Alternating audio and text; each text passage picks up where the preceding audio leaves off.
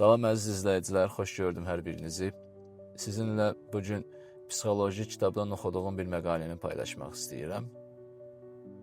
Məqalənin məğzi yaddaşdır, yaddaşla bağlıdır. Təsəvvür edin ki, bir gün oyanırsınız və sizin üçün zaman dayanıb. Siz hələ də 19 yaşında olduğunuzu düşünürsünüz.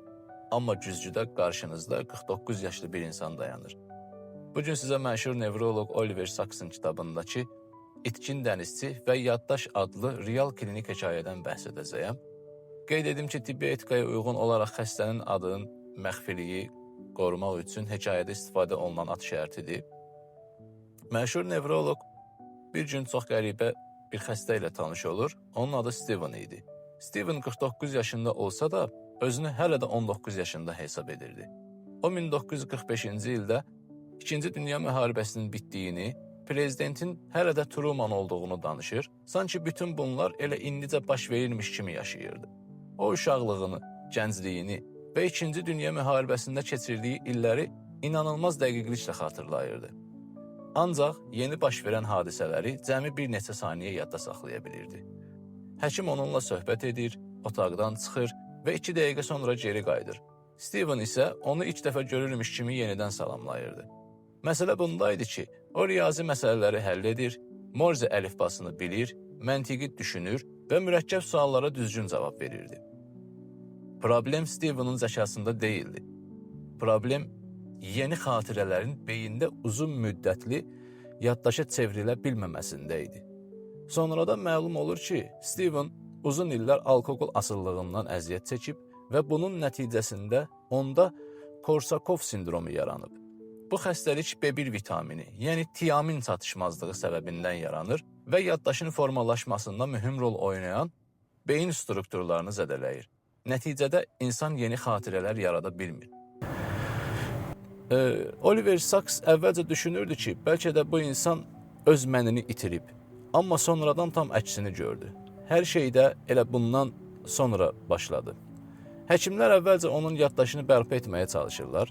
Gündəlik yazdırırlar, müxtəlif testlər edirlər, psixoloji müalicə üsullarını sınayırlar, amma heç bir nəticə vermir.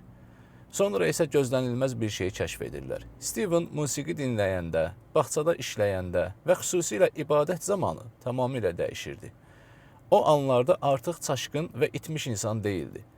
Diqqəti cəmlənirdi, sakitləşirdi və sanki yenidən özünü tapırdı. Hətta bağçada işləyərkən heç vaxt yolunu itirmirdi. Bunu görən Oliver Sacks belə yazır. İnsan yalnız yaddaşdan ibarət deyil. Bu cümlə əslində bütün hekayənin əsas mesajıdır. Bu hekayə təkcə nevrologiya haqqında yox, həm də insanın kimliyi haqqında hekayədir. O bizə göstərirdi ki, yaddaş şəxsiyyətimizin əsas sütunlarından biri olsa da, insanın sevgisi, mənəviyyatı, estetik duyğuları və ruhu bəzən yaddaşın belə çata bilmədiyi qədər dərin qatlarda yaşayır. Beləliklə, bu hekayə bizə çox mühüm bir sual verir.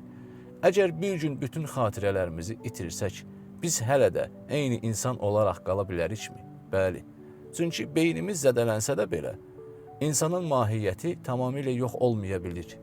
Bəzən onu musiqidə, təbiətdə, sənətdə və ya sadəcə bir dua anında yenidən görmək mümkündür. Doğrudur, yaddaş insanın kimliyinin əsas sütunlarından biridir. Amma insanın sevgisi, vicdanı, mənəviyyatı, musiqiyə, sənətə və təbiətə olan münasibəti beynin yaddaş mərkəzlərindən daha dərin qatlarda yaşayır. Unutmaq olmaz ki, insanı yalnız xatirələr deyil, həm də onun mənəvi dünyası, hissləri və dəyərləri formalaşdırır. Bəzən beyin xəstə olsa da belə, ruhu hələ də bütöv qala bilir. Sağlıqla qalın, özünüzə diqqət edin.